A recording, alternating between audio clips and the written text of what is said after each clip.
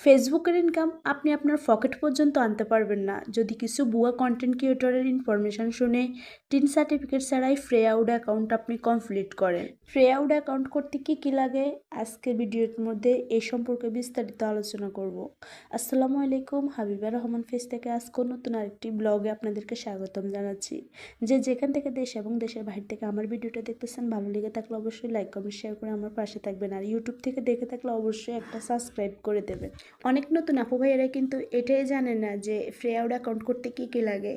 আর ফ্রেআউড অ্যাকাউন্টটা কিন্তু আপনি ফেস খোলার সাথে সাথে পেয়ে যাবেন। এটা একটা নির্দিষ্ট সময় আপনাকে দিবে, আবার নির্দিষ্ট সময়ের পর এটা আবার ফেসবুক নিয়ে যাবে।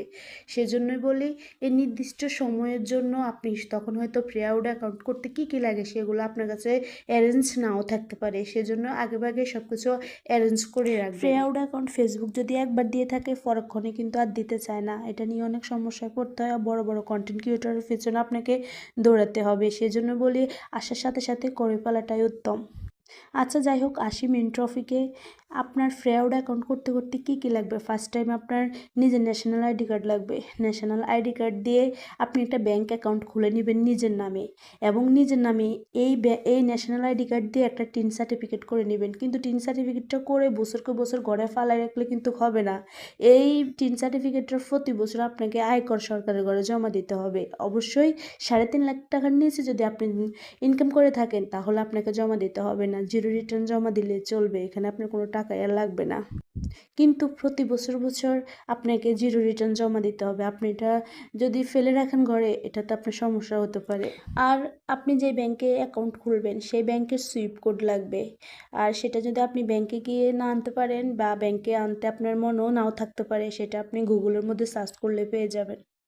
যেটা সবচেয়ে গুরুত্বপূর্ণ হচ্ছে ফ্রেআউড অ্যাকাউন্টটা আপনি নিজে না পারলে অবশ্যই যারা ভালো অভিজ্ঞ, সবসময় করে, সবসময় মানে এগুলো নিয়ে কাজ করে, তাদের হাতে করিয়ে নেবেন। এতে করে কোনো সমস্যা হবে না। আপনি নিজে করলে হয়তো ভুলও হতে পারে, এটা মনে রাখবেন। ফ্রেআউড অ্যাকাউন্টের কিছু সেটিংস আছে যেগুলো একবার ভুল করলে আর দ্বিতীয়বারে ঠিক করা যায় না। আচ্ছা, আমার একটা প্রশ্ন।